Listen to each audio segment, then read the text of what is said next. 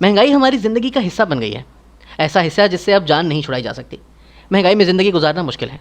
बिजली और पेट्रोलियम की मसनूआत में मुसलसल होशरुबा इजाफे महंगाई को एक ऐसे समंदरी तूफान में बदल चुके हैं जिसने सब कुछ तहस नहस कर दिया है।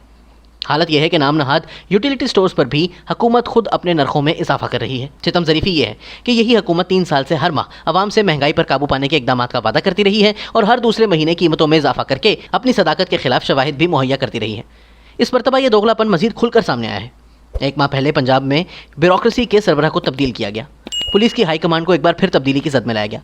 कहा यह गया कि पिछली टीम महंगाई पर काबू करने में नाकाम रही थी, लिहाजा हमने कुछ नया एहतमाम करना था।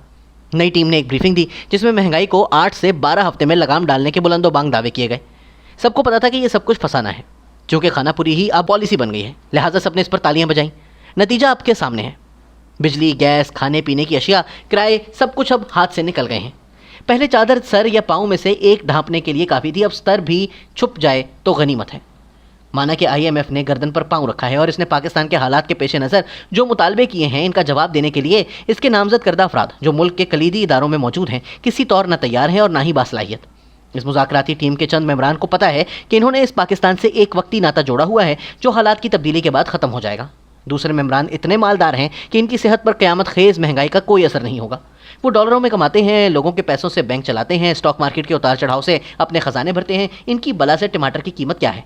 या 7,000 बिजली का बिल जब 14,000 रुपये का बन जाता है तो इससे एक ख़ानदान की नींदें कैसे हराम होती हैं। ये भी मान लेते हैं कि कोविड की नहुसत ने मईशत को हिचकोले दिए। अगरचे कोरोना के नाम पर कर्ज़ों की अदायगी और बैनुल अक़वामी मालियाती इदारों की तरफ से मुहैया करदा इमदाद ने रियासत के खातों पर कोई ख़ास असर नहीं डाला। इसके बावजूद इस वक्त महंगाई की सूरत हाल की जिम्मेदारी फैसला साजी के इस निज़ाम के अलावा किसी और पर नहीं डाली जा सकती, जिसका सर पैर समझना अब किसी के बस की बात नहीं रही। जिस मुल्क में वज़ीर ख़जाना के ओहदे की मुद्दत 6 महीने से ज़्यादा ना हो और जहाँ मुआशी मामलात को ना ख़त्म होने वाली बेमग़ज़ एहतसाब की गर्दान के साथ जोड़ दिया गया हो, जहाँ अवाम की अबतर हालत को प्रोपेगेंडे के ढोलों पर नाच गाने के ज़रिए छुपाया जाता हो, वहाँ से आप मुआशी खैर की उम्मीद कैसे रख सकते हैं? मुआशी पॉलिसी साजी विजन और लायहा अमल के तहत तय पाती है। यहाँ हालत यह है कि वज़ीर आज़म काश्तकारों को बराह रास्त सब्सिडी देने का ऐलान उसी दिन करते हैं जब इनकी काबीना बिजली में ₹1.39 फ़ी यूनिट बढ़ाने का ऐलान करती है।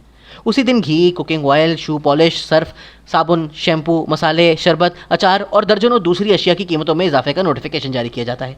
ये वही दिन है जब शौकत तरीन, जो वाशिंगटन में पाकिस्तान के मुआशी नुमाइंदे की हैसियत से बातचीत कर रहे होते हैं, बतौर वज़ीर ख़जाना अपने ओहदे की मुद्दत के इख्तिताम के 3 दिन बाद किसी नए ओहदे के बगैर डट कर प्रेस कॉन्फ्रेंस करते हुए मुआशी पॉलिसियों की तारीफों के सुने सुनाए पहाड़े मशीनी रोबोट की तरह दोहरा देते हैं।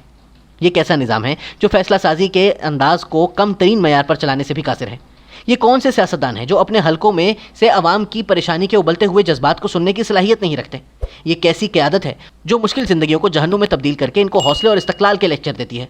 अवाम के पास पाकिस्तान में रहने के अलावा और कोई चारा नहीं। जिनके पास कुछ वसाइल मौजूद हैं वो अपने बच्चों को यहाँ से निकाल कर बाहर भेजने के चक्रों में रहते हैं। बावसाइल तबके ने ये इंतज़ाम पहले से कर लिया है और वो सर फिरे जिन्होंने सहूलत के बावजूद मुतबादिल ज़िंदगी का बंदोबस्त नहीं किया, अब अफसोस करते हैं कि क्या भयानक गलती की। कसूर किसी का भी नहीं है। मुल्क में ज़िंदगी गुजारना एक चैलेंज हमेशा से रहा है, मगर कभी बेबसी और परेशानी अपनी तबाहकुन वुसअतों के साथ ऐसे हावी नहीं हुई जैसे आजकल है।